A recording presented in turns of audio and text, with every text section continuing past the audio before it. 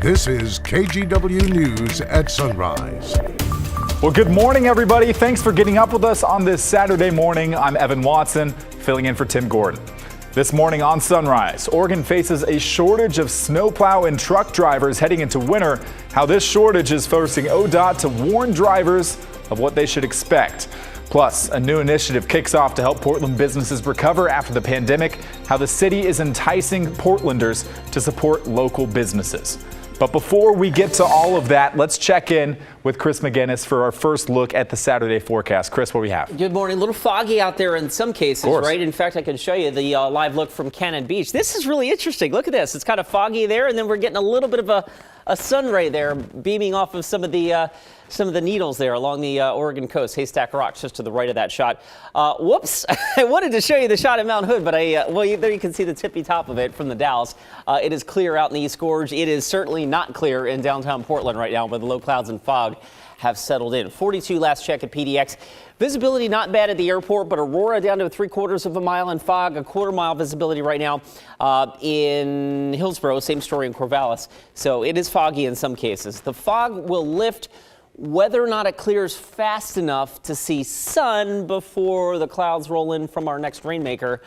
That remains to be seen. So I've got us mostly cloudy today. Temperatures in the upper 40s. Rain returns tonight. More on that coming up in just a few minutes.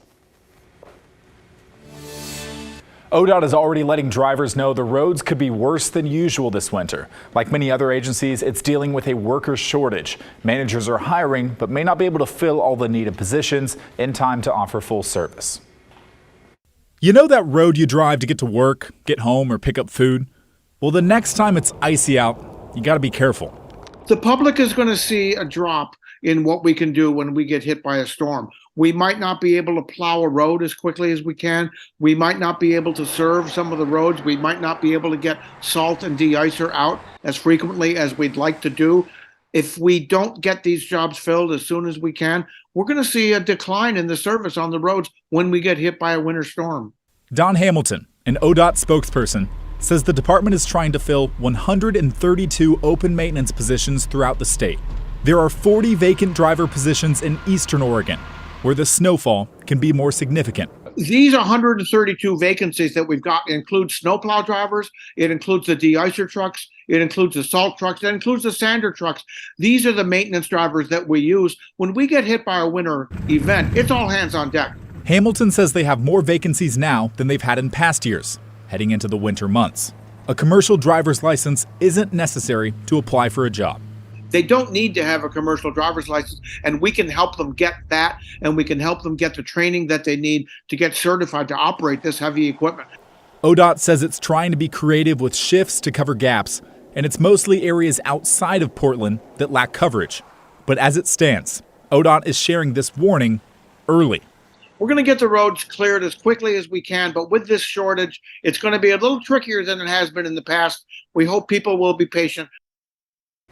Now look, as drivers, we can help by avoiding accidents in bad weather.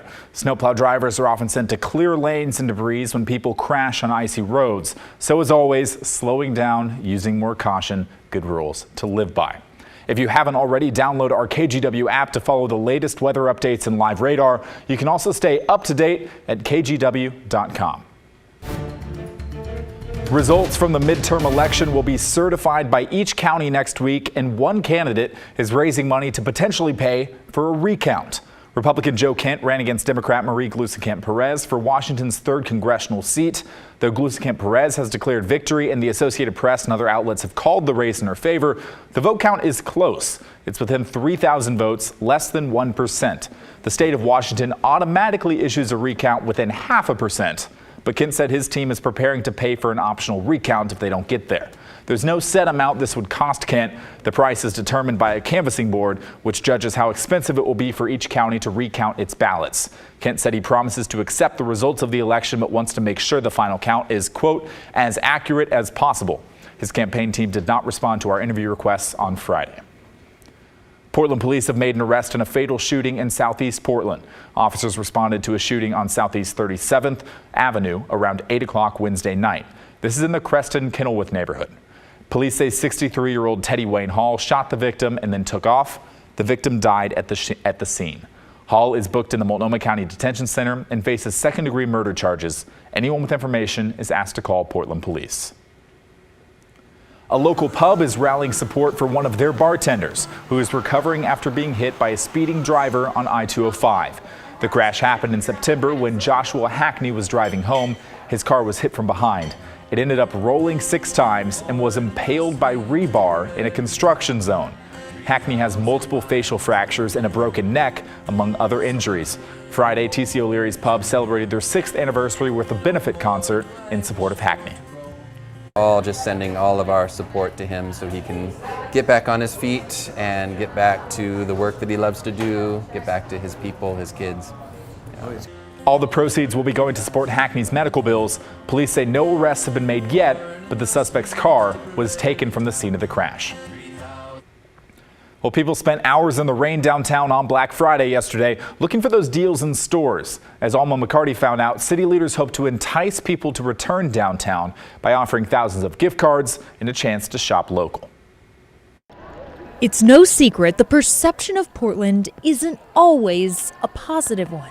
But even on a night like this, cold and rainy, people find a reason to join together and come downtown. Events like this, I feel like, really helps pull people out of the woodwork. It really started to ingratiate the community again, and it really started getting things going. It kind of seems like one happy family right now. There's a lot of smiles on our faces, and I'm enjoying the energy down here. On Friday night, while at Pioneer Courthouse Square for the tree lighting, one group gave many another reason to come back. We're here as part of the Here for Portland initiative, which is a city-led effort to help Portland's small businesses bounce back from the pandemic. At a booth, they handed out digital gift cards, $50 each, through the Kudo app. The Kudo app is a local BIPOC-owned company that helps people make electronic transactions while avoiding the fees that are charged by major financial institutions. Abe Proctor with Work Systems, the Workforce Development Board for Multnomah and Washington counties, said they're deliberately putting money in people's pockets so they can spend it in town at small businesses. This initiative funded by the Federal American Rescue Plan. Everybody likes $50, right? And we're giving away 3,000 of these, so that's $150,000. And Portlanders certainly lined up for it. I mean, we've gotten Kudo gift cards before, and it's given us like a lot of opportunities to find new local businesses that we haven't heard of before or have maybe wanted to go to but haven't had the money ourselves to spend on it. In a city that's seen some challenges, many believe this effort will help and propel more people to shop local this holiday season. I think it's a start. I mean, I think it's a great way to improvise and to get people down here and to jump over that hurdle and tear down that wall and give Portland the recognition it really deserves. Well, speaking of Black Friday, a tradition for many was the return of the Fred Meyer sock sale. Check out the scene of the Beaverton Fred Meyer on Friday. Some shoppers got there as early as 3:30 before doors officially opened at 5. All socks were 50% off. The first 100 shoppers got gift cards for getting up early. The group that oversees much of the outdoor beauty of Oregon and Washington has a new leader, and she's making history. Coming up next, we'll hear from the new person in charge of the Columbia River Gorge Commission.